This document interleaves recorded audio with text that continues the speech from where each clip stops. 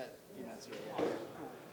Just kind of recapping Kevin's double stack experience. He started he took out that system, so he's fucking steering and doing the thing without the tech. But yeah, man, just the true perspective and having curiosity about the AROYA platform. That's why I was like, perfect. Oh yeah. Yeah.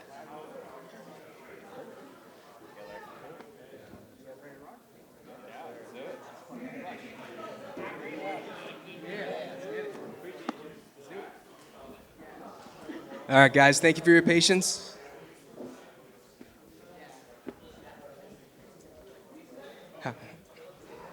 Anthony, how we doing with Nick online? Anthony, are you tapped in with Nick? Got you. Yeah. Oh, go ahead and take a seat out. We should probably get our name on some seats. Were you in there? Get me a burrito. Your boy is hungry. Look at fucking Sergio with his Gucci bag. I know, right? Scrolling? Sergio, your Gucci bag? Really? Is that favorite?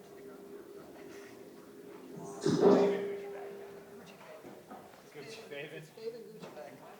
Yes. Alright. I'm sitting way with you. Wait, where's, I think she's on the end here. what? 3, 1, 2. Okay, actually, we're good. Yep, we're good. Because you don't sit. Nah, we're good. No, he's standing. He works the room. You gotta be agile. Pivot. You're like, please. Don't let me drop it. No, We got cam weed up here? Perfect. Bar? What's up? We love that here. That's the ESG one here. from the soil run. Yeah, I see you. I like it better now. That's how that works. I got All right, Anthony, I'm not sure if we got to hit go on the live or does Nick got that? Chris, let me know when you're ready to rock. Sacktown, we are here. AROYA Office Hours Live. Thank you all for coming out on this Tuesday. I can't believe we're here, guys. So round of applause for Indoor Sun Hydro for hosting us. Kev, team, appreciate you guys. It's pretty wild. Like Tim and Kev, we were just kind of talking about where this event started. It was just a group of 7 of us over at Big Sexy Brewing right around the corner from here. And to see what's going on tonight on a Tuesday night here in Sacramento at the Grow Store, this is wild, guys. Like I'm incredibly humbled that all the people came out to support. I mean, you guys see the production that we're here now with. Like there's a lot of helping hands. So I just want to say thank you to everybody that put this thing together. This is not just me, guys. I'm just get to stand up here and yak around and ask great questions with experts that I look up to. So thank you, guys. Really appreciate you. Round of applause for everybody putting this together. Woo. This thing's on? Are we live? Can you hear me? Oh, I think we're live, man. All right, cool. Just making sure. And with that being said, I would love to thank our sponsors for tonight, the AROYA team. And before we start passing the mic for everybody to get their introductions going, obviously these guys need no introduction, but we are super grateful that everybody came out. The AROYA team's been dumping so much knowledge in the industry. How many episodes have you guys put out on Office Hours? this is gonna be episode 91. Episode 91. Wild. That's all I got to say, guys. This is just education at its finest with experts. These guys are doing it. We're running it. We want to hear perspective. We want to be able to share good thoughts and obviously challenging questions. That's why these panelists are up here, guys. We want to get the challenging questions out there, and ultimately just so we can focus on growing better quality weed and set those numbers with better quality.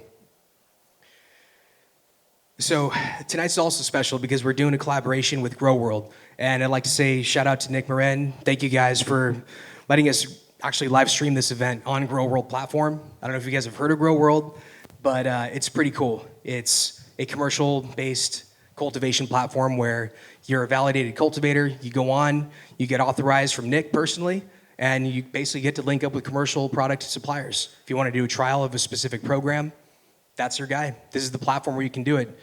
No more bullshit, no more marketing tactics. Just go in, if you want a trial, sign up, check it out. There's no better way than to actually try something and just make sure, before you start going full blown and actually getting that trial out for there. So really stoked. Thank you guys. So brief agenda. We're gonna start off with some commercial trends or some current trends in commercial cultivation, and that's gonna get the conversation rocking with these guys. We've got some excellent discussion topics up here that I'm sure we're gonna dive into, some current trends. Really excited about that. So without further ado, I would love to have Kaisha talk about the actual, one second. I missed a slide. Look at this, gotta love live. So Kaisha, what are we giving out tonight? Yes. So tonight we are actually hosting a raffle at the AROYA table. Fill out a raffle ticket, get you some merch, but most important is you're going to be in the running to win an AROYA Go or a Solus. So we are giving one of each of those away to the live audience tonight. And then to the Grow World audience, we are giving a Solus to, it's the most upvoted question of the night, right? Excellent, yes. So democratically chosen, the best question on Grow World will receive a Solus in the mail. We're super excited about tonight. You want me to get the intro going, man? You ready to get this party started? All right, what's up, Bromies? Welcome to Office Hours, your source for free cannabis cultivation education. I will be your co-moderator, Kaisha, tonight, along with Sergio. If you have any questions, you're logging into the live stream, or you're on live on YouTube or Instagram, be sure to drop your question in the chat. We'll do our best to get to it today. The focus, though, is going to be on the live audience, right, Sergio? So let the conversation begin. Let's start off with some brief introductions. Mr. Tim Crowell, lead us off. Thanks for coming out, everybody. We really, really do appreciate it. My name's Tim, kind of a cultivator in the Sacramento area, founder of Faven Under Canopy, and just really happy to see everybody here and all the faces here. So thanks for coming out. Thank you, Serge. My name's Kevin Crouch. I'm the director of cultivation for Delighted. It's a double-stacked LED here in Sac. We have 1,170 flowering lights, about 1,400 total with the veg. And it's fun. Thank you for having us. I'm Seth Baumgartner. I'm with AROYA. Been with it for about 2.5 years as an agronomic advisor. Love working with the people down here in Sac. You guys are always on the cutting edge of everything. So I'm happy to be here. I'm Jason Van Leuven. Been using substrate monitoring systems since 2017. Kind of jumped on with the company to get the industry going in cannabis and make sure that everyone's using technology to grow the best product that they can. And just wanted to reiterate, I mean, Sacramento is one of my most favorite places to work simply because of the people and the products that we're seeing coming out of here. So great to see everyone's faces in here today. And I'm not going to answer a single question tonight because I am not one of the crop steering and cultivation experts, but I am a consumer. And I do love Sacramento cannabis. My name is Kaisha McMillan. I am the senior content manager for AROYA. So in addition to seeing me on office hours every week, I write a lot of the long form content that you see on the website. So I'm going to be here maintaining the conversation with Sergio. Awesome, appreciate you guys. Round of applause for our panelists.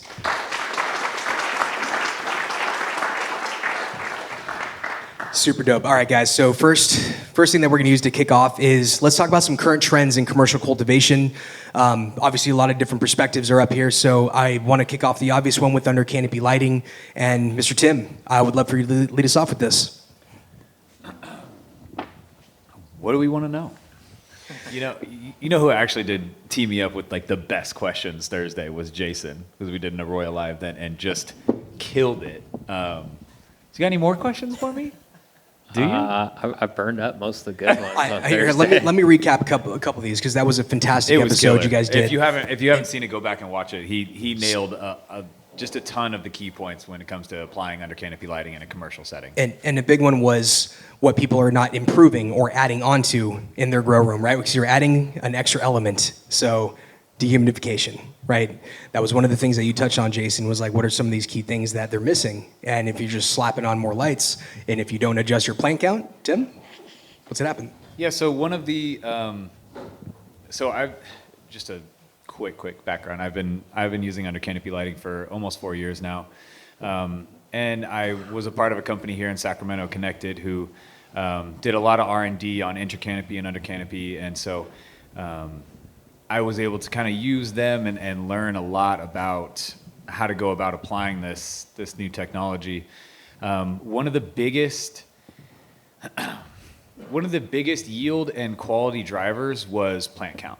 And actually seeing that lowering plant count when you're using under canopy lighting adds to your yield and it adds to your quality. And that really just comes from what I think is really giving each plant its ability to function at its most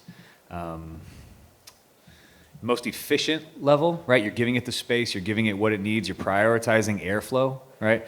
And so that was one of the biggest takeaways we had with applying under canopy. And when you are using under canopy, you're going to have a greater demand on your plants, right? You're going to need to feed them a little more and water them a little more. Well, that's going to lead to a little more humidity in your rooms, right? So if they're using it in the substrate, they're transpiring, right? They're adding humidity at a higher rate. So lowering plant count is actually a really easy and cost-effective way to kind of mitigate that extra humidity. And it also, I think every grow facility owner or cultivator wants to hear less plant count, because that means less moms, that's less substrate, that's less clones, it's less everything, right? So that was one of the biggest drivers, and it's hard to quantify, that savings alone, right? When you start taking plants out of rooms, there's a savings there. So yeah, that was probably one of the biggest, because I was thinking shove the plants in there and get more, I've been growing for 15 years now. It was always we have to have this many plants because then we can guarantee we're going to get 2 ounces of plant and we're going to have this yield. And it really, it's really hard to be there. It's really hard. It's a hard position to be in, but just try it with one bench. I tell everybody, try one bench and then you'll understand. It's a great conversation when you start looking at hard costs versus soft costs. Soft cost reduction is something that it's hard to measure. And so until you start really looking at these extra touch points, the extra time, the extra amount of labor that it takes to do these things to produce with that much more plant material. That's my curiosity, is how much more efficiency are you saving, and is it being quantified? Well, I think when you start to look at the finished product, yes, it's quantifiable. So reduction of soft costs is something that I'm really starting to see more of with, adding supplemental lighting down below. To continue on this one, I was just, always try to take the audience perspective on a question here, and so how much do I want to change that planting density? Let's say I want to take the first step to doing that. What is that first step, and how do I know when I've optimized it for each plant or each strain, even better? Every facility is different, Jason. No, That's why I'm asking the question. I know. In my facility. So, man, it's been extremely difficult to kind of frame up very basic SOPs to kind of put on our website and give to customers, because everything is so different. And some people are already at these low plant counts, right? So I think if you're around the 9-ish plants per 4x4, it's a good place to start. And then you may move a few plants up from that, and you may move a few plants down. I think it's a really good place to start as a baseline if you're looking to change everything on your first run and your first trial. But I do tell people that, if you don't want to change anything and just change under canopy for your first run and just see how your facility changes and how that movement and that just that one variable changes everything, then it's probably a good place to start. If you want to drop a little plant count, I understand that too. What I would recommend is going 3 plants wide, right? So if you're on a 5-foot wide bench, I can see you pushing a 4th plant wide. That's fine. If you're on a 4-foot bench and you're trying to slam 4 plants wide in there, you're really just choking out your plants even without under canopy. But local guy here in Sacramento, 4-foot wide benches, was running 4 plants across, and I just kind of pleaded with him on his first bench, please just drop the 4th row down to 3 rows, 2 rows of favens in between those rows, and they dropped their plant count 25%, and they saw a 33% increase in yield. right? With massive quality, like great quality. This isn't something with Faven is like, there's been so much put into the design of the light and the lens of the light and how it's being applied to the plant that you're getting this extra yield and you're not sacrificing the quality. And we all know you can't just boof out 5 pounds of light right now. It's not going to sell, so has to come with it. Yes, great question. That was a good question, and I want to encourage the audience if there's any other questions to tack on any of these questions. Anybody at the moment have a question? It's cool. We're just warming up. We'll keep it going. All right, I'll kick in here. Don't be shy, everybody. All right, so let's modify our plant spacing a little bit. We're working to optimize that. A lot of facilities, and I'm not trying to go into the next topic here, but one of the trends that I have seen with plant spacing is people starting to stagger their columns, right? So rather than having a perfect row column segment, we're staggering like the middle column, right? And if we think of that visually, obviously we're getting a little bit more optimized circle if we think of a plant as being spherical or round in a top down. What do you think about that? I actually am a big fan. I call it the zipper. It just looks, like you got the plant one, like you got them, kind of filling the space that the other two don't, and it just seems like a zipper to me. So I call it the zipper method. This is totally bro science. You can't kick the traditional roots out of me. I'm so sorry. I actually really like that. I really like that, and I think it gives plants a lot of just extra area to breathe, and you're only dropping one plant, right? So you're taking, say you've got rows of 20 plants down a 40-foot row, whatever it is. That middle row, three plants wide, that middle row has got 19 plants, right? That's what we're explaining here. And I really like that application just because it does kind of open up a little more space for each plant to kind of hit its optimization. Like I actually really, really love that plant count. And I love that design. It doesn't work for everybody. I haven't tried it on double stacks, actually, but I do like the zipper method for especially people growing. If you're in like a 1 gallon quick fill full cocoa and your plants are getting big, like I'm a huge fan of doing the zipper method. Yeah. I think one thing we can definitely all agree on though is, for a lot of time over the years, we all thought, maybe running more plants, more product, right? And there's definitely an upper limit of that. And going back to like 9 to 12 per 4x4, I'll agree.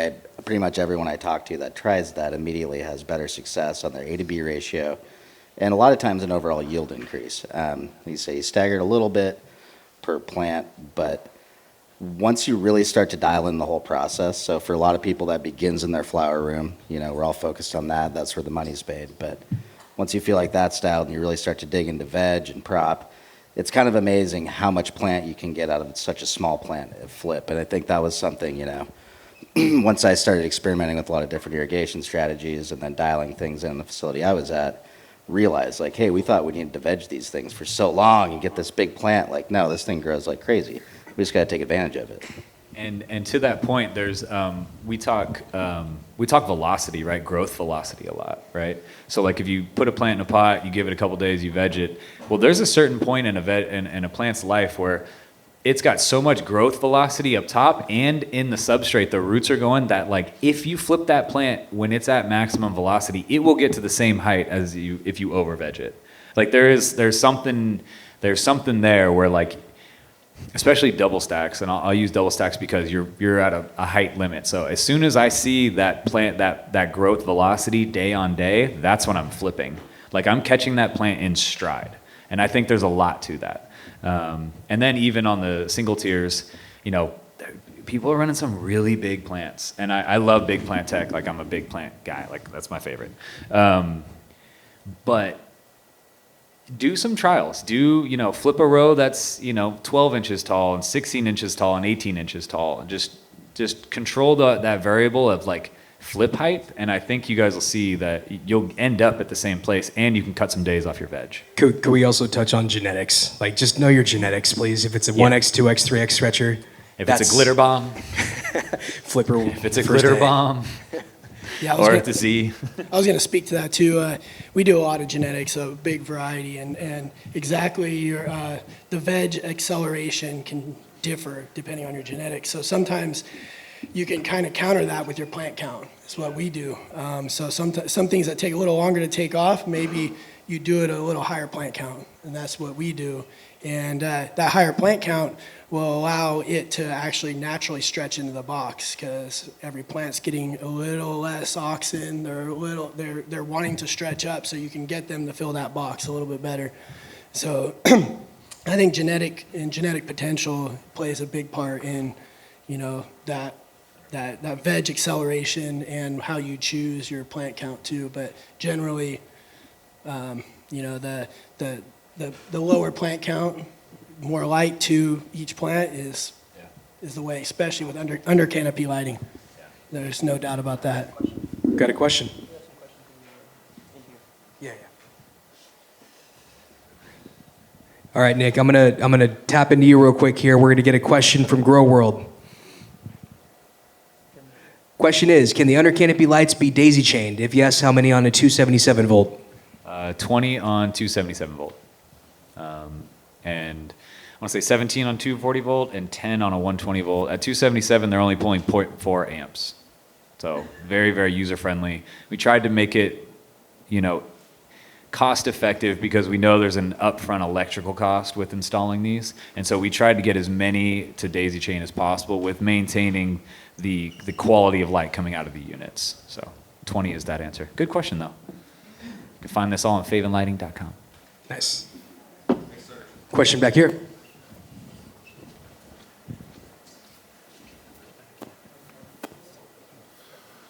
How many watts per 4x4 or 4x8 would you recommend with under canopy lighting, and what height would you set it at in the canopy? So per 4x4, the way we design the Faven lights is we put an optic lens on the top of it, right? And so with diodes, if you're running LEDs, you understand every diode is very intense, and as soon as you're outside that diode, it's not intense at all, right? There's no light. So we created this lens that actually kind of channeled that energy and through the light. So we did that because running 3 lights wide is one, a strain on power, 2, it's a lot on the plants. So we run 2 lights wide on a bench. So on a 4x4, you're looking at 2 plants, right? Typical 4x8 tray back in the day, you're looking at 4 lights. As for the height, you're looking to add about 2 feet of canopy depth, 2 to 3 feet of canopy depth with an under canopy light, right? So if you're on double stack, we have them, the lowest you want to set this light is you want the base of the light at the very edge of the plant, or at the very top of the substrate, right? You don't want to blast the substrate with light at all, right? You don't want to heat up the substrate. But if you grow bigger plants like we've been kind of talking about, you kind of want to edge those up a little higher. I think one of the best examples I have of really big plant tech is if you guys are following Bear Cannabis on Instagram, which you should. If you're not, he's a killer. He's actually got his Favens 14 inches off the table because he grows 5-foot plants, So, and he underclears under them, right? But he's just got such a big, voluminous plant that he has to raise it up a little more. Now on our double stacks, we've got them pinned at the very lowest we can because we're trying to optimize every little bit. So yeah, but 2 good questions. One more. Is there a particular time you turn the under canopy on, or does it start from the day you go to 12/12? Man, my FAQ is just this is perfect teeing up. This is great, thank you. So I don't like doing anything 0 to 100 in cultivation. I think that's not the way to treat the plant, right? So back in the day when we did these side-by-sides, whether to turn the lights on 100% at a certain day of flower or to slowly ramp them up, we saw slowly ramping them up not only alleviates any plant stress you're going to have, added plant stress from under canopy, and then also the yield was very comparable between the two, but turning lights on day 1 at a low intensity and letting them and increasing them by day 17, 18, 20, end of week 3 is your real goal. We saw a 2 to 4% increase in yield compared to the row that turned on day 14 or 15 at 100%, right? And so it doesn't seem like much, but I think we all know in this room, if you're a cultivator, 2 to 4% on every room, every turn in your facility, that adds up at the end of the year. And that's strictly to your bottom line. That's just how you apply the technology. It's not adding any more costs. So, but yeah, good question. One more question. Please. Is there a particular spectrum that you found works better one than another, a Calvin or a red or bluer that's working for your under canopy as opposed? So Calvin is a metric that doesn't really apply to plants. And I've had this conversation recently because people are putting out false information. It really applies to like the lighting in your house, right? Like if you want it bright or warm or whatever vibe you want in your home. And so with HPS, we designed a spectrum that kind of brought in a little more blues and greens with some 660s and some 680 that kind of rounds out the far red spectrum of like an HPS bulb. But really it's more going backwards and looking at the old metal halide and HPS rooms that were just really dank and just really, really high quality bud. And so adding a little more of that blue spectrum was really important to me. And then if, there's a couple of people in this room that I know that are running mixed spectrum HPS and full spectrum LEDs, and those rooms are coming out incredible. And so that was kind of the thought process behind the HPS spectrum. Yeah. And then full spectrum LED, I just feel like a lot of manufacturers went full on to full spectrum and white diodes and that, most big manufacturers are about 40% red diodes. And really, if you're looking at the difference between quality of LED cannabis and quality of HPS cannabis, it comes down to like the spectrum, right? So what we did is kind of round out added to the lack of red for full spectrum. And so we have a very red, very high in, deep reds, trying to really like balance out the lack of that spectrum, underneath the LEDs. Thank you. Killer. Good questions. Thank you. I swear he's on the FAQ right now on our website. That was awesome. Thank you. Any other questions back here? Keep Jason at bay. Right here. Name and where you're from, sir. Vinny, I just moved to Sacramento. Oh, for sure. Do you guys have any suggestions for like IPM, like early flower sprays and using the under canopies? Yeah, did you have any issues when you were applying? No. So they're IP66 rated, like they're meant, like these are designed for the rigors of commercial cultivation. Like it's kind of how Faven was born. I was kind of pissed off at everything else on the market that wasn't a true under canopy light. And so it's IP66 rated. You shouldn't have any issues. If you want to go in there after and wipe down, like I'm a big sulfur guy early in flower, right? I think everybody is, yeah. Right? Sulfur's kind of our buddy at the moment. Makes us feel good.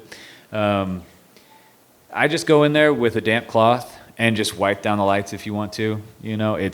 I would do that after, every spray. At least definitely your final spray, like your day 13, 14 final spray. But you won't have any issues with it. They were designed to handle it.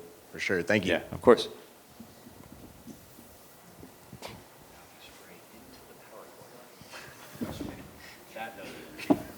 Thank you. And sorry for the interruption, guys. I'm going to just make a quick announcement. The food truck's leaving at 8 o'clock, so just want to be mindful if anybody didn't get a chance to grab some food. You got until 8.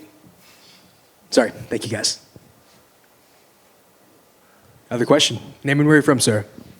Hey, Jacob Nelson, here at Sacramento, North Country Farms. So I guess this is more for the AROYA team, Tim also. What principles do you need to keep on the forefront of your mind when applying under canopy lighting into your grow, when incorporating it?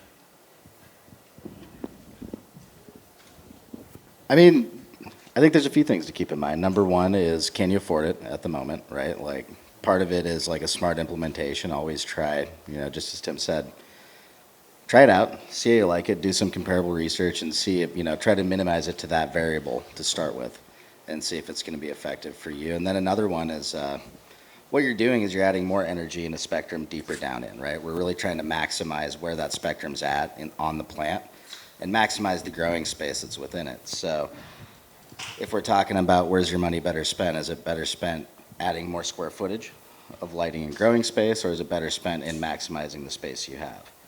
And in some situations, If you're going out of business, you need to move somewhere cheaper. That might be something you try to go cheaper and get more square footage might be better for you. If you're already at the limit of everything else and you've got the power availability, I think it's great to try, but realize that it comes at a cost. Just like everyone going from HPS to LED, not only do we have the spectrum working for us, but that plant temp. So right immediately going to LED, harder to control humidity, harder to get that diff late in flower. Those weren't always like the first things that jumped out when going to LEDs because they seemed more efficient, everything else seemed great. But now there's these other challenges that mean like, oh, we didn't just knock our electric bill down. There's a balance where we're spending more on DHU, more on environmental control, and then also later down the line, potentially more on different types of supplemental lighting, just like the mix LED and HPS rooms we're seeing, or manufacturers coming out with more far red spectrum, trying to imitate that HPS spectrum because going back to it, we all generally like the results we got.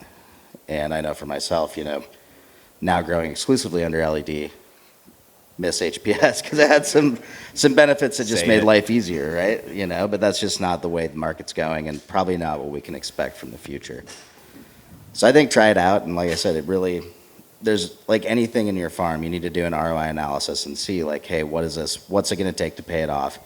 And can I do that right now? And if you can and you have a budget, this is probably one of the more effective ways to look at like, for one, just changing that ratio of A to B buds. That's a big thing for all of us trying to look for that purple nug is, immediately you go to the LEDs, you get a pretty shallow bit of canopy that's purple, and then you've got now your B that's all green still. And just that alone, for better or for worse, is valuable in the market.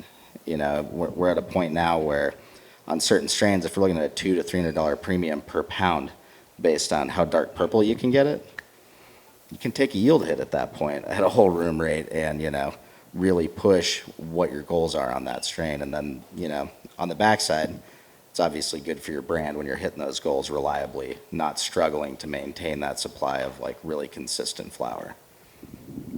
Yeah, and I think what we talked about last Thursday as well is, if we're seeing an increased amount of transpiration from the plants because we have more light in the room, obviously we're going to have to increase our irrigation demands. And that is at the same EC as we were before we increased the irrigation demands. So you might have a little extra nutrients on hand and make sure that your irrigation system, your fertigation system can handle, what did you say? You said like up to 20% possible increase in irrigation volumes. So. Water volume, 10 to 15%, and then EC is, we see more of a positive increasing EC when you introduce favens to HPS rooms, right? Because you're introducing LED into an HPS, an existing HPS room. When you're adding it to an existing LED room, we're not really seeing that demand need, I guess you could say. But again, every facility is different. But yeah, all good points. And your main constraint here is just power. Do you have the power? Because the ROI is about one run. Under canopy is equivalent to AROYA dropping the Teros 12 a couple of years ago and how revolutionary that was for cultivation. Like this is here to stay. It's not a gimmick. It is absolutely revolutionary. And it's gonna, the sooner you get on board, the better the prices will be in the meantime. Because under canopy lighting will be one of the catalysts that leads to the next leg down in the market. Like that is the next price down, which will come eventually. Don't get too comfortable. Yeah. It's coming with or without under canopy, but under canopy will help the catalyst.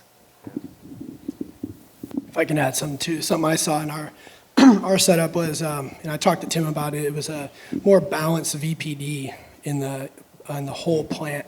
Normally with top light, you might have a little warmer surface, leaf surface temp, and it gets colder as you go down the plant. When you under light it and that warmth kind of comes up, you have the whole plant's a little more balanced. So you have a whole plant transpiration, which is not what you normally see with a top lit. So I think that's something that's a real benefit. Yeah, and Kevin, I was explaining it to Kevin, and then Kevin's like, dude, you're explaining it all wrong. He's like, you need to talk in VPD, because I was talking in sources and sinks and da-da-da-da-da. And what really comes down to it is there's no microclimate under there, right? We manage our VPD a foot off canopy, but like we don't manage underneath, right? So we're creating kind of this more even temperature throughout the plant, more even VPD, and it really just makes the plant's efficiency increase. A lot of times I get calls and it'll be like week 5 or 6 of people who haven't run under canopy yet, and they're like, 1, my room is so terpy, like this is crazy, like there's a huge difference already. But 2, they're like, why does my weed already look better? And I really just think it has something to do with the more even VPD throughout the plant. Like the entire plant does better. The tops look better, even though that light's not getting there, like exactly, directly getting there. It's having a big impact on the entirety of the plant. And also, you would think that it wouldn't be as purple because it's warmer down there, but it's quite the opposite. Oh, yeah. It's so. Yeah, there's no gradient. Nope. No, it's color uniformity. We all need purple to stay in business, even myself. Like we all have to have color to stay in business. Density, maturity, the hashers in the room, the rosin guys in the room, we all know what mature nugs and mature trichomes do, right? Though that actually adds to your percentage of yield coming off when you do hash. So you're looking at an entire plant that's a bud. It's going to put off that 90U, whatever you're looking for. I don't think I told you too. We ran an 80 and a 120 side by side, and even the 120 was more noticeable purple than the 80, and had a slightly warmer. We were at about a 3-degree temperature difference between no under canopy and the 120, and it was about a 2-degree with the 80. And then this is at the lower level of the plant. Yeah. And Kevin, a question about your nutrient program. Are you removing nitrogen at the end of week 6 or 7? Yes. You are? Okay. Yep. Thank you. I'm going to look to the crowd here. What challenges are you guys having if you're crop steering with any sensors or anything that you're currently up against? Any current opportunities that we can pick the brains of these guys on? Sergio, can I ask actually a common question that we get? Yes, please. And it was submitted a couple weeks ago. We just haven't gotten to it because we have so many questions. But this is a common one we get a lot. Are you able to get an estimate of your substrate EC by runoff readings? So that relationship between EC and runoff. Putting that to the panel. Yeah, you can get an estimate. How good your estimate is? Well, you're going to have to estimate how good that estimate is. So it's going to depend on a lot of factors. If you've got no other ways to do it, it's way better to work off some information. I mean, if your runoff EC is way too high or way too low, you know that you got to dig into it and make some changes. So it's one of those things where, like, when people first start using substrate sensors, I always recommend they continue the practices of looking at their runoff EC. And I do this because those are the numbers they're used to working off of. And as they start to understand that, well, the EC and the substrate is what the plant is actually feeling. So this is the most important thing. So we're reading directly what the plant is interacting with. But they'll get an idea of, all right, well, okay, what is that estimate like, right? Am I usually seeing my substrate EC being 1 EC higher or 2 EC higher than my runoff EC, or vice versa? And then they can start to kind of get an idea of, all right, well, now that I can work off of what my EC is usually in my runoff, then they start to do that with the substrate EC. So we're thinking about, all right, here's what I'm used to seeing as far as runoff goes, and then this is what I'm understanding for substrate ECs, and start to kind of recalibrate themselves to the numbers that are coming from the substrate. Yeah, I think the first place to start there for me usually is making sure that I'm hydrating my media properly and getting a good runoff reading. If I'm putting water on really quickly just to try to get some liquid to go through the media, I'm not letting that homogenize in the substrate, and I'm not letting any pH buffering happen, any real nutrient exchange.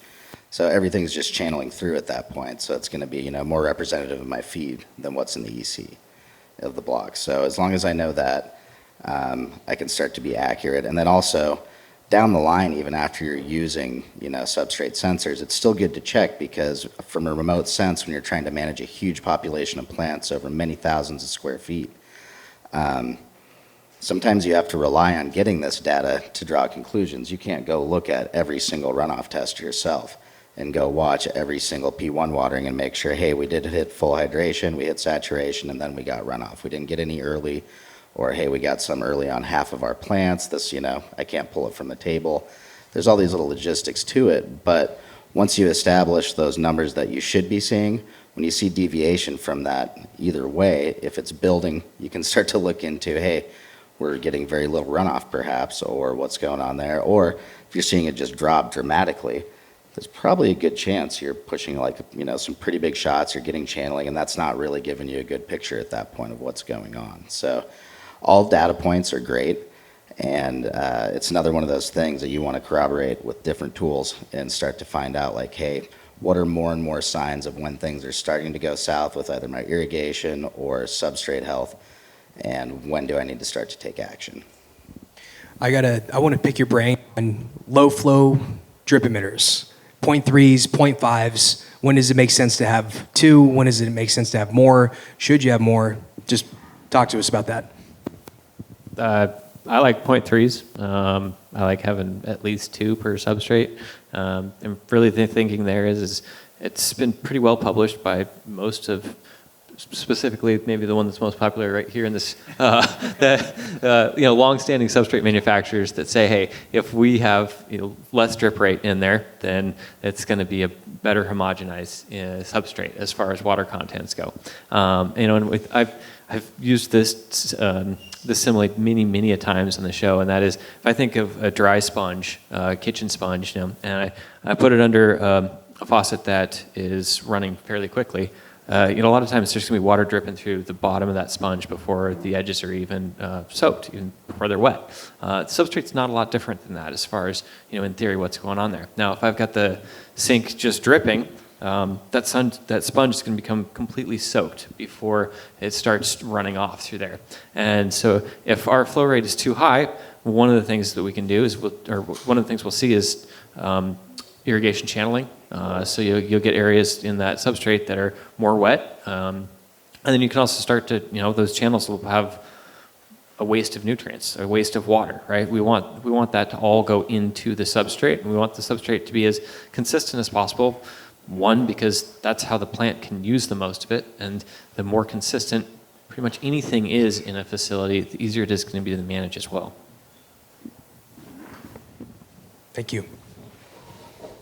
Any other questions back here? Right back this way.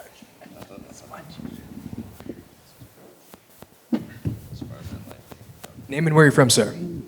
Evan, ECM, actually based out of Arizona. With What's your up? guys' communication, are you guys ever going to open source that for your environmental that talks back with BMS systems and BAS systems? Sorry, I was having a little bit of a hard time hearing it. As far as the... Yeah, so I work with a lot of people in this industry that base everything off of what AROYA goes off of. But your communication back on your changeover values is different from what actual BMS systems and BAS systems use. You guys smooth out your guys' data a little bit different if you go from the live one to your actual graph. And so you'll get that run out of your systems and AC systems, and that's where a lot of the environmental impact comes into play. So Great. wondering if you're ever going to open source that so that everybody can tap in like pretty much every other system in the world. Great question. I love this because I help quite a few clients implement our open API. So we've had the open API on the market for, I think, well over 1.5 years now. And what the open API is, basically, it's just a REST API. So you can write a little bit of code and call our API to provide raw sensor data to whatever system that you want. So, whether that means that you have to have a little bit of a translator between the JSON file format that's coming out of there into whatever BMS protocol that you'd like, that is up to our clients' engineers. Sometimes they do it themselves because they're super creative and they love doing that stuff. Even better than that, we are working on some integrations with popular controllers. Some of that's in Modbus, some of that's in a couple other formats. So that thing is in the roadmap, and in the meantime, you do have that open API. However, for making some environmental controls, as like making those control decisions, I would use some caution because the climate stations that we have currently are on 3-minute reporting intervals. And in my opinion, in many of HVAC situations, that's not quite quick enough in order to operate HVAC equipment as efficiently as possible. the value that I put in there is that it's a exceptionally reliable and accurate sensor that you can write some checks with. So not money checks. I wish it was writing me checks, but like what I'm talking about when I'm meaning with that is with like a BMS system. And it's different depending on what system you're using. If you're using Siemens, if you're using like an Opto 22 that's open source, any of that type of stuff. Like Opto 22 would be pretty easy. What you do is say, all right, let's compare the values coming out of my Atmos 14 from the AROYA API with the directly connected sensor. All right, so it's every 3 minutes we run a check between those two, and if they agree within 5%, let's keep operating. Now, if they disagree or they're more than 5% off, then let's throw a flag. Let's send a message and say, hey, there's something going on in the room that's making this sensor malfunction, right? So it's like checking your equipment, right? That's one of the really good things that you can do. And another thing that you can do is make irrigation, automated irrigation decisions. So obviously the irrigation data every 3 minutes is usually fast enough to start to automate things like that. So love that question. And if you want to know more about the API, I'd love to get you going on it. You hit a sweet spot with the API, man. Good. Any other questions on that? Hey, Sergio. Yes. We got a question in on YouTube that I'd love to ask the panel. Can I do it? Let's hear it. All right. This one came in from one of our regular viewers, Iron Armor. I love this question. They write, everybody likes to talk about their good harvests, but what to consider after having a bad harvest? How bad? Man, You didn't grow candies. Did the room catch Everything. on fire? Do you have any notes, pictures? Look back at your phone.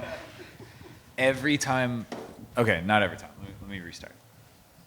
What's your baseline, right? Like, it's so easy to get away from your baseline, especially in a world where when you can consume so much knowledge, right? There is so much education on Instagram or YouTube, and it can be like, oh, I'm going to tweak this one thing, it's going to be better. I'm going to tweak this, and I'm going to tweak this. Well, now you're 3 moves away from your baseline. Okay, you need to make sure your baseline is written down. I don't care if it's on an Excel spreadsheet or it's in a janky little notebook. I do the janky little notebook still. I'm sorry. Napkin. Napkin, good one. I'm a janky notebooker. I'm sorry. I have some notebooks that are just worth more than gold to me right now, like that I go back on when I do find myself after having a few bad runs. And more often than not, it comes down to something small you changed and you just didn't see what was going to happen down the road. So getting back to your baseline, getting back to your ABCs of irrigate it when it needs more water, you irrigate it again. Like go back to as basic as possible and rebuild. And that may sound like it's going to take a long time, especially if you're a home grower. You have 2 lights, 1 light. That's going to take you a while. In commercial, that only takes you a couple weeks, right? We've got rooms dropping once a week, twice a week. So you can get back to that baseline very quickly. But I myself, even, with the experience I have, I actually just kind of pulled out of one of these like down slumps, and I'm like really feeling myself on the way back up right now. And it really came down to stupid mistakes that like we got away from the baseline, right? And so yeah, find your baseline, write it down. That is everything, and then only deviate 1 variable from there, is what I would say. Yeah, in my experience, usually the worst things happen when we got too comfortable and stopped taking notes and trying to organize that. So then when it hit, it was such a project to go back and figure it out. That was all we could do, is go back to baseline and then just go, okay, we have to probably just pay as much attention to detail as possible. And sometimes maybe we messed up bad enough that a series of things cause a disaster, so we can't, all we can pinpoint back to is like, hey, we got too comfortable. Generally, that's, like I said, that's been my biggest problem in the past. Especially, unfortunately, like if you have a core awesome group of people who have been working together forever, you all trust each other, sometimes maybe too much. And then, just sometimes a small slip up will really hurt things. Yeah. And we've all been there. Like everybody in this room has been there. Like it's a very terrible place to be when you don't feel like you're, if you've been in it long enough, like your plant health is tied to your self-worth, and it's not healthy, but it's real. it's super real. So just take care of yourself. Make sure you know you're not a terrible grower ever. Like I found a lot of success 10 years ago when I stopped jumping on the forums, because that's all we had 10 years ago was the forums. I stopped looking at forums and I got better because I started looking at the plant. And I feel like today those forums are on hyperdrive, on Instagram scrolling, and you just have so much information being thrown at you. So like just go on an information freeze and get back to basics. Like that's, yeah. Yeah, I want to reiterate that. Like, don't beat yourself up. Yeah. And unless you don't put the work in to figure out what your mistake was. If you put the work in to figure out your mistake, it was a learning opportunity. And yeah, it probably cost you, but now you know how to avoid that next time. And what maybe it's something in your facility you need to upgrade so that it can be more reliable. Your life can be more stable. Maybe it's a decision that you made that you probably won't make again. I also add as much built-in redundancy as you can. So, checks and balances. Every night I have timers going off. I'm watering. I'm always checking something, and you just double check whatever it is. If you're watering your climate, you're dimming lights, raising lights, and so you just always have either be yourself or have somebody else double check your what you do. That's nutrients, climate, irrigation, redundancy for sure. Yeah, let's see. Raise your hand if you accidentally did AM instead of PM one time. Sometimes Open Sprinkler will do this thing where I'll want to drop 1 minute off and I'll go hit the down and all of a sudden it goes up for forever. And it's a glitch, and it's I don't think it's even Open Sprinkler. I think it's my freaking computer. But it'll do it every once in a while. One time I saved it, and I got a call from my buddy. He's like, "Dude, you've been irrigating for 5 hours. Like, what are you doing?" And I was like, "What do you mean?" He's like, "Yeah, bro, you have it programmed at this." And I'm like, "Oh, damn, that's me." So, like Kevin said, double check everything. I love Open Sprinkler. It's a great platform, but man, Anyway. Double check. Well, that's kind of one of the beauties of getting into commercial cultivation. You crank so many crops through. Everyone's a learning experience, and one of the things you definitely learn is people and machines both break. Yeah. At certain points, there's gonna be problems here and there. You're never gonna achieving perfection doesn't happen. When you see the most perfect picture, there's always at least one plant in that room that grower is not stoked compared to the rest, right? And it's painful because you pour everything into it, and then you have to watch it after you hurt the plant. Because it doesn't get better, and just remind yourself. But that's why just really doubling down on SOPs and getting that data collection in is huge. Because I always tell people I couldn't tell you how many pictures I have that's just one really messed up looking plant with a white wall in the background and some yellow light on it and a date, and I'm like, ooh, that could be so many things. I need a little more. I remember kind of what was going on, but pulling out the particulars is hard. Write it down. I think one of probably the most disappointing crops that I was part of was not great note taking. Obviously, something that happened in the process that was goofed up, and absolutely beautiful plants. They just weren't the plants that the label was. That's a good one. Which kind of leads me to my other thought of checking your mother stock, right? Did you have a bad run because your clone sucked? What happened? Did you, maybe those moms are tired. Did you pathogen test to restart? Giving yourself the clean, healthy start that you want all starts in your mom room. Oh, absolutely. I mean, I always say you want to put money into your flower room right away.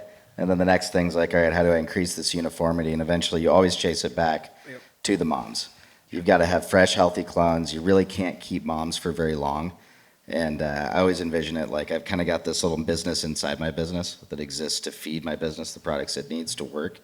But really, that has to be a really dedicated process that you can't slip up on because, we're all hitting a point where days matter. Any day that you're extending production cycle at all or you're spacing out in between, you're losing money. You have a cost of operation per square foot that you're down every day that a plant's not growing in there. And unfortunately, sometimes it ends up costing more and taking a little more on the mom side to keep that fresh supply of clones going. And then, as we're hitting an era where we're seeing, more sharing of genetics, which has led to more disease proliferation, like HLV coming into facilities. All right, if I've got, 20,000 square feet and it's 4 rooms, but I can't afford to shut the whole place down and nuke it out, I've got to have a different solution, which nowadays is, trying to bring in fresh clones that have gone through tissue culture generally, been cleaned up and brought back. But okay, now that's a step you've got to take, and that's just where we're going with some of these things. I'd love to take a question back to the platforms. Kaisha, do you want to bring me back to YouTube? Yeah, I got another one here on the topic of moms, actually. Tips for growing moms in 1-gallon pots. Could you cover irrigation to steer vegetative? A lot of them.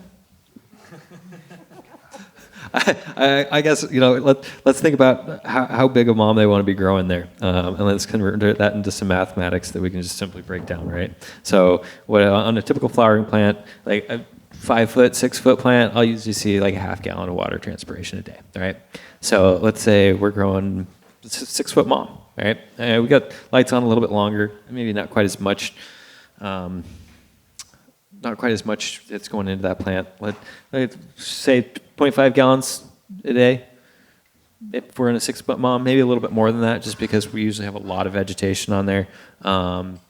So let's run P2s, lots of P2s, and let's try and make sure that we get like 0.6 gallons into there. And really what's going to happen is start running some substrate sensors in that mom, and just outline what it's going to take, right? If we've got an 18/6 irrigation or a light cycle with that, then we might need to be on probably a 16-hour irrigation window, and really that's not going to be bad. So it might be something where we're irrigating 32 times a day, and let's just divide up 0.6 gallons by 32, and hopefully we've got 10% runoff on there. If you need more runoff to stabilize the substrate, let's just boost those irrigation sizes a little bit.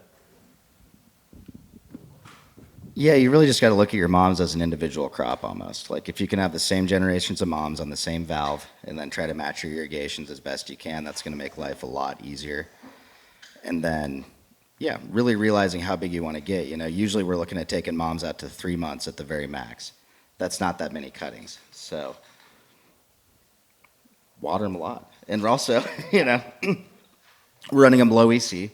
If you're flushing your moms back up to 3.0 every day, that's okay. I think one of maybe the toughest things there is just staying on top of it in the 1 gallon.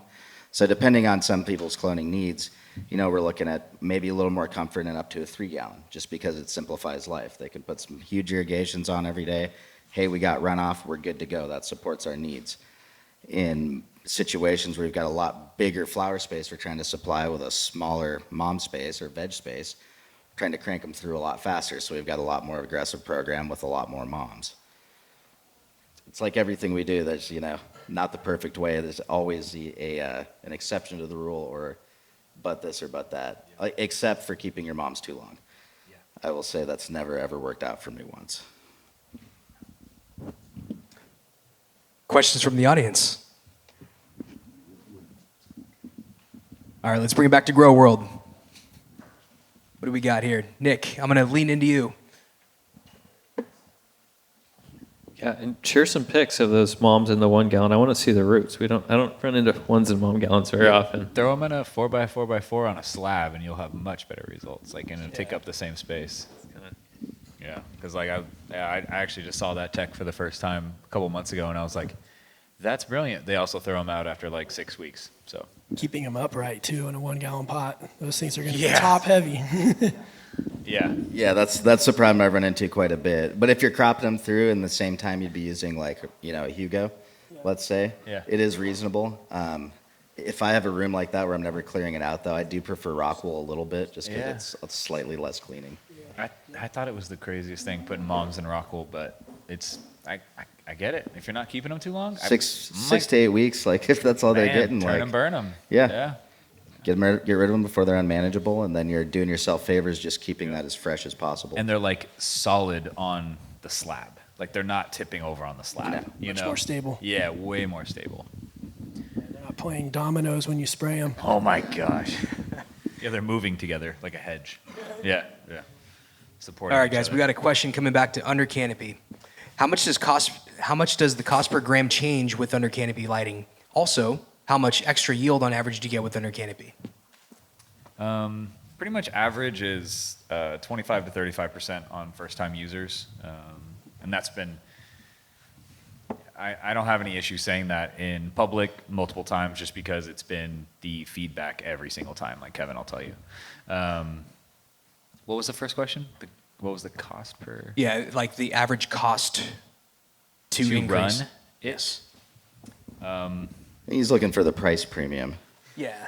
Like, you know, are you getting $200 to $300 more a pound? And maybe that boils down to like, are you getting the purple mature bud? Is this more of an Oh A my versus gosh, B yeah. grade ratio? You know. Yeah, and there's a ton of metrics that I can't.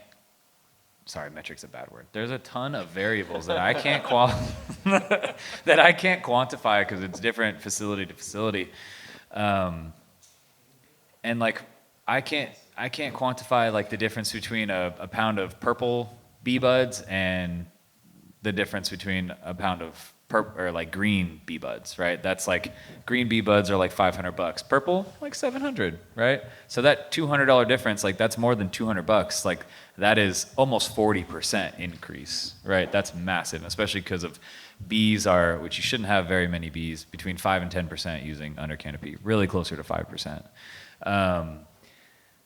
You know, I can't quantify that because it changes every facility. If you're a brand, there's a ratio between you have a bulk pound that weighs 454 grams with 128 eighths in it. How many of those 128 eighths actually make it into a branded bag or jar and sold for premium?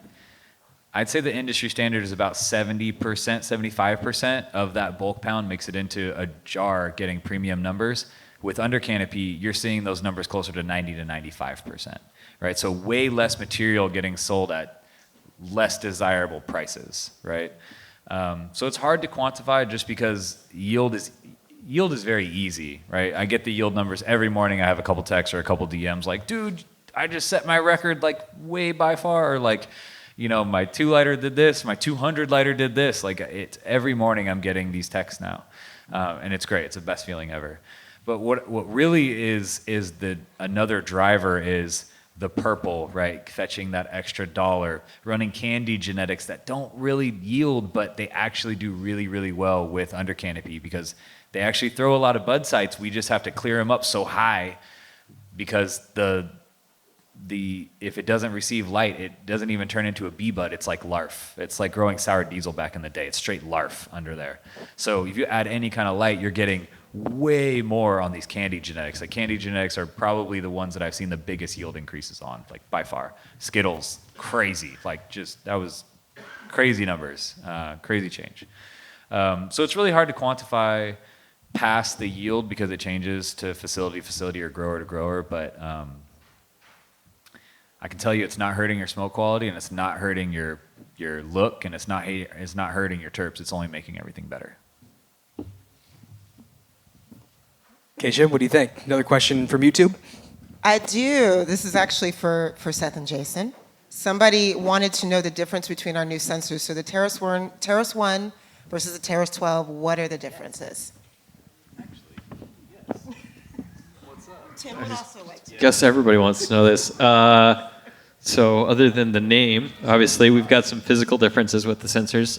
The Terrace 1, it's only got 2 prongs. It's using a completely different measuring method. The Terrace 12 is a capacitance measurement, and the Terrace 1 is a complex dielectric measurement.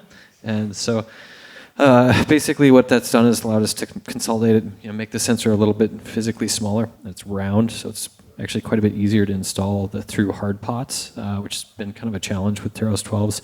A lot of times when I go into a facility, maybe might be new with the system, they just got them stuck through the hard pot and there's air on the prongs. Definitely not something we want to be seeing as far as getting accurate measurements. So those are kind of the baseline differences as far as when we're looking at the sensor, this is how it operates. The real big advantage of it is that Terrace 1 is going to be more accurate. And this is going to be especially important when we get into lower water contents. So when we see water contents in that less than 20% range, sometimes less than 25% range, every once in a while we'll see those ECs start to really climb up. And some of that's basically a side effect of the Teros 12, just trying to basically estimate what those ECs are.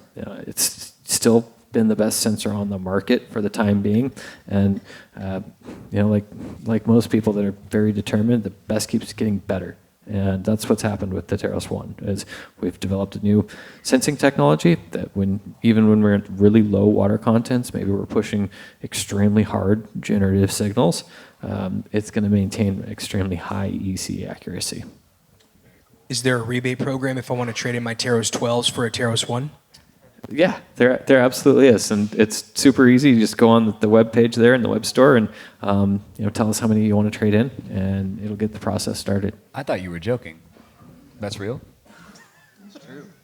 Yeah, It's live on the website. It's any condition. Teros 12 with you can either do Teros 12 only, Teros 12 with the nose. So there's lots of options depending what condition your equipment's in. We'll take anything back as long as you're existing customer. And really, we want to do it because one, we want to help our clients. We want to help our growers be encouraged to have the best technology on the market. Right. The reason that we do this is to help the people we work with become as competitive as possible in this industry and optimize the way that they're growing. They love growing. They want to be the best growers. And, as humans, the reason that we're here is because we've evolved and learned to use tools. So as much as I love just reading what the plant does and says, I can't do it as well as sometimes things like electronics can do it. One of my favorite things that I talk about when I first started using the Teros 12, I looked at the graph and I thought, man, this is exactly like the electrocardiograph in the medical industry. And that's the good old tick, tick, tick, of the heartbeat on the monitor. And I thought, man, I could have my ear next to the person's heart and see all right, this is a fairly decent arrhythmia, or rhythmic action, whatever they call it. I don't know medical that good. Or, we could set up a computer that's recording it, and it's catching anytime that it's unexpected, it's catching the highs, the lows, the durations, the differences in those beats. We can set alarms on it, so when someone's going into cardiac arrest, we can get some hospital staff in there. And it's not that much different as far as when we're operating a cultivation facility. These are living plants, and their conditions are always changing. And so that was one of the things that kind of opened my eyes up, is like, hey, I can learn way more about this plant by understanding things that I can't see rather than just the things that I can see.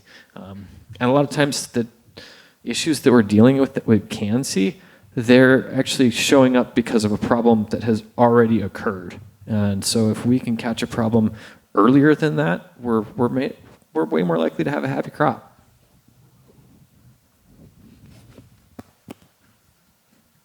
What other questions? Right back here.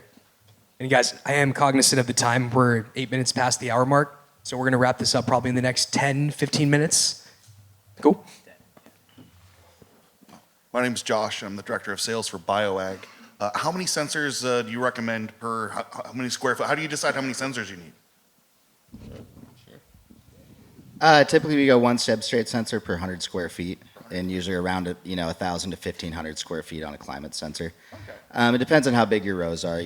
That's a general rule of thumb. We'll go plus or minus. If you've got a room that has really, really variable conditions in it, or like a pretty hard gradient front to back, like an old school greenhouse, then we might kind of up that in certain parts of the greenhouse to see like, hey, are we 10% different on average from the front of the room to the back of the room, and try to start capturing some of that and figuring out, okay, what are we going to do about that? As someone who's never used one of these systems, is there one sensor that works for all mediums and substrates, or is there like one for rock wool and one for cocoa, or one for organic versus one for mineral fertilizer, or is there just one that does it all? It's one that does it all. Cool. And that's actually an advantage of the Teros 1 that I forgot to mention. We are launching substrate-specific calibrations for the Teros 1. So on the AROYA dashboard, you can select what media type you have, which will actually slightly increase the accuracy because it's not a generalized soilless substrate calibration. with media-specific calibration, that makes me think about genetic-specific recipes and what we kind of tapped on earlier about this conversation. And Brad, I know we had that conversation as well. Having a baseline for, let's just say, small bud trait cultivars, right? Is that something that we can deploy at scale through the AROYA platform coming up in the future, or maybe even today? Yeah, absolutely. And actually, for years, some of our most advanced clients have been doing exactly this. Not necessarily for the small bud traits that you're talking about, but in application, it's not much different. So when we look at harvest groups in AROYA, basically that operates on a template that you can set up. And that template is going to dictate things like irrigation patterns, temperature set points that we want to hit. It's going to be talking about how long we're doing different steering strategies. It's going to be able to include any specific tasking or pest management that might be for that strain to optimize it. And those templates are awesome. You can copy and paste them, tweak them, be like, hey, this is version 1. You can get that baseline that we were talking about. And then you can start to go one different way with it or 2 different ways, depending on how many R&D type rooms that you might be working off or how risky you are. I always agree with Tim on the only try to change one variable at a time, and do your best to document that, both what your input variable change was and what your outcome difference was. Tying those two in together is very, very important. So, really how that happens in AROYA is by grabbing the data for every run. Let's attribute it to how we tried to grow it. And I think this is probably one of the interesting things that is very special about cannabis cultivation is there's always this template that this is how we wanted to grow it, right? And we can get very close to that most of the time, but for the best growers, there's always just that one little thing that's like, that one didn't come quite right. And every once in a while, it actually comes out better. And if you have it documented, you understand, well, when, that the one dehumidifier was off, we grew a little bit better. What was the difference in our VPD? Was it just slightly lower towards the beginning of the harvest cycle? And obviously AROYA is counting what day of the cycle that you're in to try and keep track that you don't lose a day because it's written on a whiteboard, any of that type of stuff. For our multi-state operators, they're able to share those recipes across their different facilities. So, we've got clients in the 12, 24 facilities within AROYA all the way across the United States, and they're able to, one, share what those templates are, and they can also share the performance of those facilities. So are those templates working for the facility? What facility do I need to put more energy into, hey, maybe this one's got a new grower that just needs a tad bit more education on the things that standardize our company. Standardization, right? Trusted, verified genetics with irrigation recipes attached to that. You copy and paste that across your facilities. Well, I mean, it's just a huge upgrade from when you used to buy a pack of seeds and it says, 60 to 70 days, heavy, medium, light feeder. But the more information you can get, like if you're a breeder or someone distributing genetics, even if the way you didn't grow it was some way you considered perfect, you can at least show them how to replicate those results. They can always improve from there, but just giving people that baseline, because right now there's so many genetics out there, and any information coming into your facility to really try to cut down on that learning curve and really reduce that time it takes. I used to say it'd take like 6 to 8 runs to really nail something if I was taking good notes and didn't have sensors. With sensors, I can get that down to closer to 2 if I've already got really dialed SOPs in my facility. If all I'm really adjusting is my steering strategies a little bit, and then, obviously a few other things to monitor it. But generally, I'm not doing anything too wild with my environment. If I had a strain that required me to grow it at 2.6 VPD, the whole time in order for it to perform halfway decently, I know that's not can I grow a whole room of that? And if so, it better yield really well, because I know everything else in the room is going to be awful. We already have limitations in that respect that we work off of. So I think what I've learned over the past few years is dialing specific strains is not only so much easier, but is so easy if you have good data where you can just say, look, here's what happened. You apply whatever theory you want to it. I don't care. But if you can do this, this should be your result. And it works more than it doesn't. Micro changes. That was one of my biggest takeaways during the candy discussion we had in Vegas. Was instead of waiting, until day 21 to start bulking, bring that back to like day 15, 16, 17. Cultivar and facility specific, but now you're actually getting those bud sets starting to chunk up a little bit earlier, and you're starting to hit 80 grams a square foot with these small runts, crosses, or whatever you might be dealing with on the candy. Oh yeah, and I'll always say it, dude. Every run is a learning experience. So even if you had one where you thought like, oh man, the wrong person went away for the weekend, we started bulking 6 days early on this strain, and we've never done that before. Just because you've never done it before doesn't mean it's necessarily going to be a bad result. On some strains, it might be. But every once in a while, you're going to run into something that does contradict the rule a little bit. And it's just really important to know that you have that exception on that strain. Like an old example I'd use is just a classic ice cream cake cut. When you're trying to teach people to go prune in the greenhouse, like, hey, don't hit this one as hard. Like, why? Well, it still fills out really good down low for us. We don't want to throw all these other plants in here. Yeah, go really hard on them, but this one, leave it. And you'd always get whoever the newer person was, trying to do a good job and copy the other ones. And you'd have to be like, try to edge them in and say, hey, there is always an exception to the rule. Hopefully not as many as you might think there are, but this is just we got to pay attention to this stuff. It's important. And one of the main reasons why I asked about that, thank you for elaborating on the templates, and they've been in system or available to us. It's de-risking, right? When you're bringing on new genetics, when you're starting to copy and paste these across multiple facilities, it's de-risking the understanding and the information that's already available for us. So small changes, right? Tim, micro changes, macro results. Always. Guys, we're getting close to the time here. Any other questions from the crowd? Right back here. Name and where you're from, sir. My name is Jason. I'm from Icanic, based locally here in Sacramento. My question for you guys is, have you seen any salt, no, not necessarily salt, but like high EC stress resulting in herming? And at what levels do you start to see that? Because we're pushing pretty high EC in our feed, and I just am concerned about some herming that may be happening. Do you have any experience with that? I'm sure you probably do.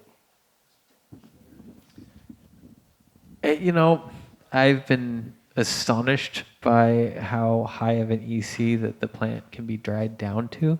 That being said, it is very important that EC gets to a certain level of reset on your irrigations. So that substrate EC ranges that I'm pretty comfortable with in vegetative stages, like flowering vegetative stages, like 5 decisiemens to 8 decisiemens per meter. And for generative, I like to be floating in that 6, 7, all the way as the low point. And I'll see spikes in the 12 plus 15 maybe range.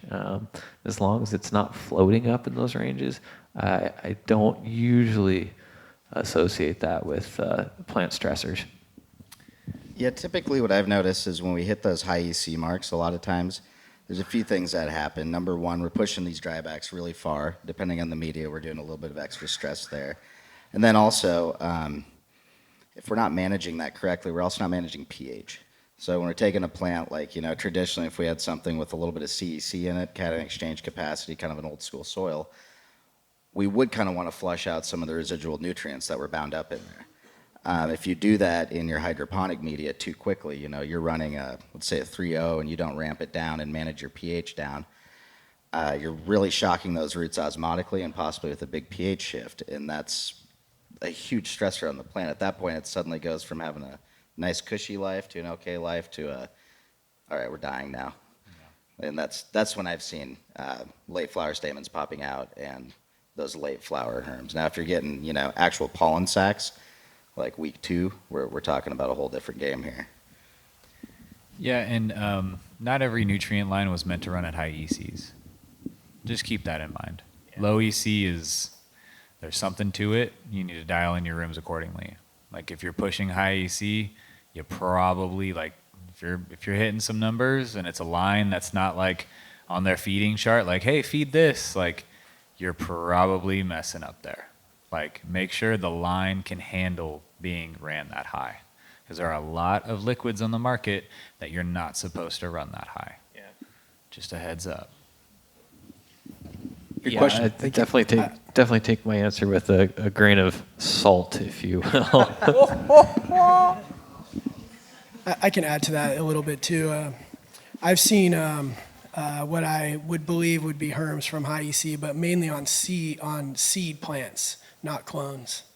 So we run a lot of seed plants and clones side by side, and they'll get the same feed, and we'll have a bit more high likelihood to have herms, and sometimes that redo them in a clone sense, and I won't have the same problem. So I think the little bit of the instability of an initial seed, you could get some herming. And Kev, out of curiosity, how many seeds are you hunting per month in your facility? We've slowed down a little bit in the last few months, but for a while there, we were probably 200 a month, 300 a month, probably somewhere in there. Go ahead, Seth. I was going to say that kind of highlights too why we're not all popping seeds all the time. You know, it's just a nightmare to keep everything somewhat consistent, and even really trial things when you're hunting too many different phenos. You can't get a even expression. No, not at all. And that's why I said I feel like it's probably the high EC, but there's so many variables with those initial seeds. Your plant heights are all over the place with Yep. the seeds. You've got way different, leaf area indexes on different plants. Their needs are all so different that it's almost impossible to manage them efficiently together. Yeah. Although what I will say, you put them in a commercial environment, which is kind of nice sometimes because you can see what can handle that your growing environment that the rest of the plants are getting. So that's kind of a plus. Obviously, you do have to have some herm assessment and have a good team because you don't want your whole room seeded. So, but it is nice. You kind of get a jump on what plants can kind of handle your situation. Oh yeah, never build your R&D room to be a Ferrari. Like build it just as shitty as the rest of your facility. That's right. That sounds negative, but like, you want to be able to stop, if you see something that I've seen people now that are struggling with certain plants moving from HPS to LED, like, hey, they're herming and they're herming early now. It's like, do we know exactly what that is? Not always, but that tells you can't run it the way you're running it, for sure. So take that off the list right away.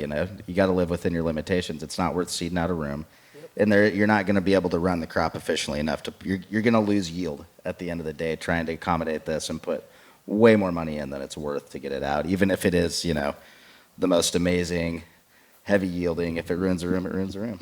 You're growing for the masses of the room. Yeah. You're not one, like you said earlier, not one variety that just kills it. Yeah, and unfortunately in the market, the grower's opinion, you got to go with what people want. You can try to spearhead that to an extent, but you got to let the numbers steer you, and then you got to realize the limitations.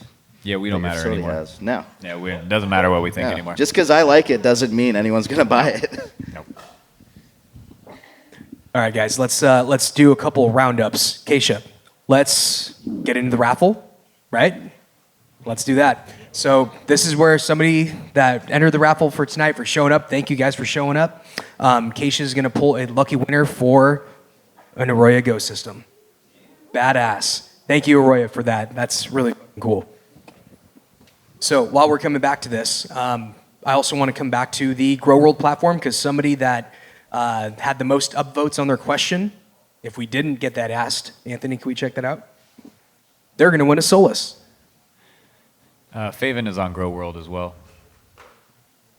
So if you guys don't know what Grow World is, check it out. It's a really cool platform where companies can get in touch directly to cultivators, sign them up for a trial.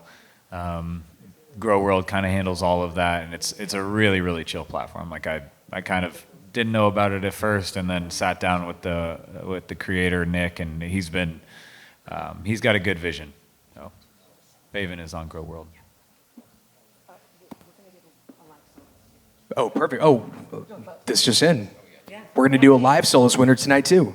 Awesome. So, Kaisha, why don't you go ahead and start us off, and I'm going to work on Grow World. Okay.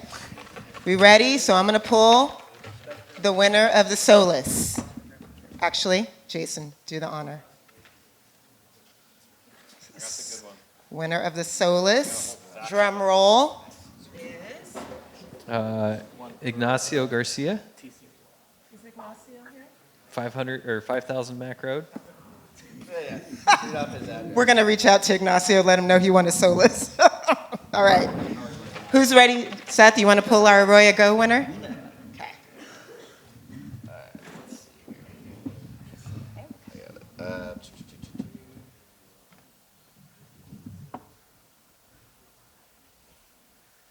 Mark Mazzatelli. Mazzatine? Mazziteln. Sound familiar? Mazzatelli. Matt? No Matt? All right. Or is Mark? Mark. Mark? We'll let Mark know he won. We'll reach out to him and let him know. Okay. Yeah. Yeah. Congratulations to Ignacio. He's got handwriting like mine, so Luckily we have his information. you just got to own that. But you yeah. do, okay, so you do have his information. We're good. Okay, perfect. This just in. We have another raffle going off tonight. Shout out to Athena for the tissue culture kit that they're giving out for one lucky winner that got to enter into this. So, Tim, would you like to do the honors? Don't make me read the name. Wait. Hold on. There's Got two two? there.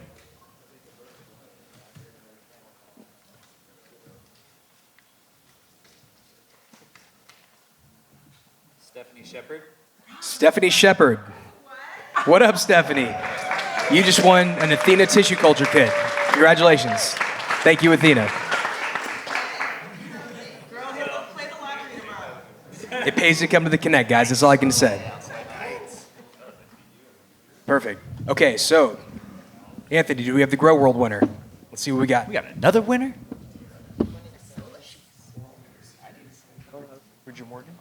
Okay, and our winner for the best question on Grow World, who will be taking home a Solus, Bridger Morgan, with the question was, oh, it was the cost per gram square foot on under canopy. So, Bridger, congratulations. Bridger. Yes. They get a Solus, so they're going to Grow World listen us. Yep, we got it. Beautiful. Excellent. Hey. Oh, yeah. Running loud. Yes. We got a little bit of swag out in the front, t-shirts and hats if anybody wants some. But Sergio, thank you so much for having us here. Thanks, this Serge. was amazing. Yeah. You guys crushed it. Thank Very you guys cool. for coming out. Thank you, Serge. This has Yeah, been thanks, awesome. man. Thank you Appreciate guys. Appreciate you on Grow World, on Arroya Office Hours Live. Thank you guys. Let's grow together. Much love. I'll have sunglasses next time. Yeah. Blinding up here. Stage that was not as bad. Yeah. I was like, we're just all gonna look squinty and Yes, I'll see you. I already did. Give me one of these too. Yes. Good job, y'all. Next time. We're going to work out. That was fun, huh? Yeah.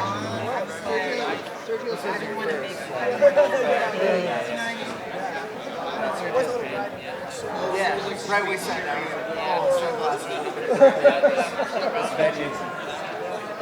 Oh well, just adds to it. Every experience, it's all a learning experience. You just get better every time. That was pretty fun. Did you have a good Did you go anywhere today, Brad? You guys did. Yeah.